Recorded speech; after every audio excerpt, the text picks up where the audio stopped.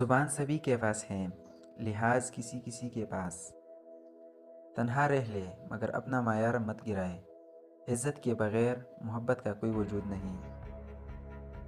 اتنی جلدی دنیا کی کوئی چیز نہیں بدلتی، جتنی جلدی انسان کی نیت اور نظریں بدل جاتی ہیں۔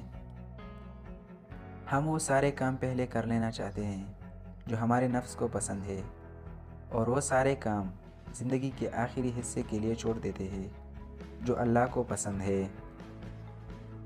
اختلافات کے باوجود کسی سے احترام سے پیش آنا کمزوری نہیں، بہترین تربیت اور خاندانی ہونے کی دلیل ہے۔